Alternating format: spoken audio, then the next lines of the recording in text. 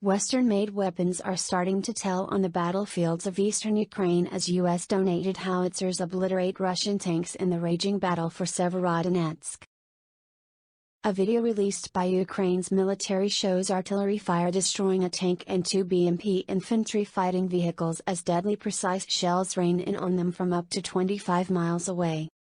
Artillerymen of the 81st Aeromobile Brigade were operating the US-donated, British-built M777 howitzer on the front lines around the eastern city of Severodonetsk in the Luhansk region.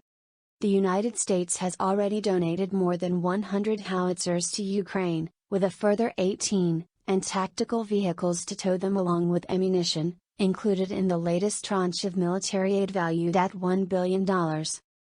With the recent Ukrainian admission that they are losing 100 men a day, mostly due to concentrated fire by the superior Russian creeping artillery barrages, potent NATO weapons are absolutely essential for the smaller nation to stay in the fight and defend their territory.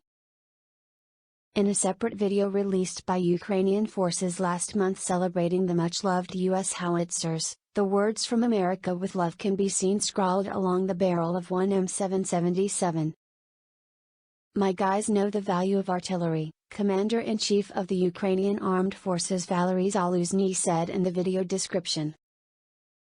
The M777 can fire as far as 25 miles and is capable of striking within 10 yards of a target when coupled with the M982X caliber precision-guided munition.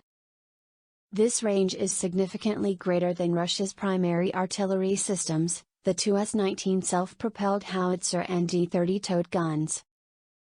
The fiercest fighting in Ukraine is centered around the now largely destroyed population center of Severodonetsk, which straddles the Donets River. Moscow has been trying to seize the city of 100,000 for a number of weeks. Ukrainian troops holed up in a chemical plant in Severodonetsk have been told to lay down their arms and surrender as Russia makes further ground in the Donbas. More than 500 civilians and an unknown number of soldiers are trapped inside the Ozo factory after sheltering from a Russian bombardment. Now the most fierce battles are near Severodonetsk. They, Russia, do not control the city entirely, the governor of the eastern Lugansk region, Sergei Gaidai, said on Telegram. In nearby villages there are very difficult fights, in Toshkivska, Zolote. They are trying to break through but failing, he said, adding that Ukrainian forces were fighting Russians in all directions. Gaidai said there was more destruction at the besieged Ozo chemical plant in Severodonetsk, where he said 568 people were sheltering, including 38 children. He also said Lysychansk, a Ukrainian-controlled city across a river from battered Severodonetsk, is being heavily shelled. Lysychansk residents were preparing to be evacuated. We're abandoning everything and going. No one can survive such a strike, said history teacher Alibor, waiting with her son-in-law Vladimir and 14-year-old grandson. We are abandoning everything, we are leaving our house. We left our dog with food. It's inhumane, but what can you do?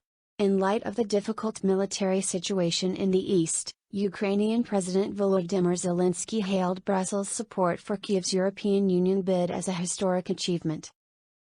The European Commission spearheaded a powerful show of solidarity on Friday by backing Ukraine for EU candidate status, an endorsement that could add it to the list of countries vying for membership as early as next week. All 27 leaders must back Ukraine's candidacy at a Brussels summit next week, but the heads of the bloc's biggest members, France, Germany and Italy, gave full-throated support to the idea during a highly symbolic visit to Kyiv this week. Even though EU membership could still be years away, Zelensky called the decision a historic achievement and said it would certainly bring our victory closer against Russia. Ukrainian institutions maintain resilience even in conditions of war. Ukrainian democratic habits have not lost their power even now, Zelensky said in a video address. On Friday, European Commission President Ursula von der Leyen made her support clear by donning a striking outfit in Ukraine's national colors in blue and yellow. We all know that Ukrainians are ready to die for the European perspective. We want them to live with us for the European dream, she said. Russian state television meanwhile aired social media videos of two U.S. military veterans who went missing last week while fighting alongside the Ukrainian army, stating they had been captured by Russian forces.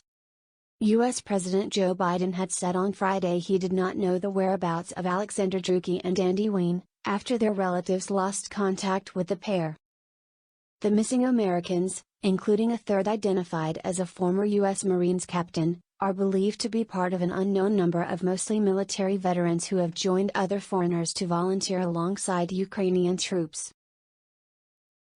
Ukrainian civilian volunteers, however, continued to sign up, with a group performing military exercises on Friday in fortified positions left by Russian troops in Bucha, a town synonymous with war crimes blamed on Moscow's forces. Most of those who are here aren't soldiers. They're just civilians who want to defend their country. 50% of them have never held a weapon until today, a sergeant known as Tika told AFP. Moscow has warned Western countries against getting involved in its ex-Soviet neighbor, saying it invaded to denazify and demilitarize a country that was getting too close to the West. Russian President Vladimir Putin said he had nothing against Ukraine joining the EU, saying it was their sovereign decision to join economic unions or not, unlike the security risk he sees in Kyiv joining NATO.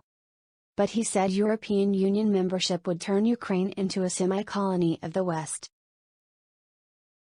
Putin also insisted that the Russian invasion was not the cause of global inflation and grain shortages, blaming Western sanctions that he said threatened starvation primarily in the poorest countries. Moscow then turned up the pressure on Western allies by sharply reducing flows of natural gas in its pipelines to Western Europe, driving up energy prices in a region dependent on Russian gas.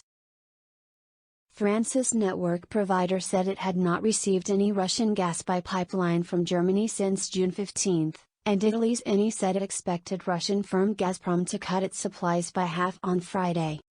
Ukraine was meanwhile battling on another front, the right to host next year's Eurovision Song Contest after its morale-boosting win this year. Kyiv condemned a decision by organizers to move the 2023 version of the world's biggest live music event on security grounds, possibly to Britain. "We will demand to change this decision, because we believe that we will be able to fulfill all the commitments," Ukrainian Culture Minister Oleksandr Tkachenko said.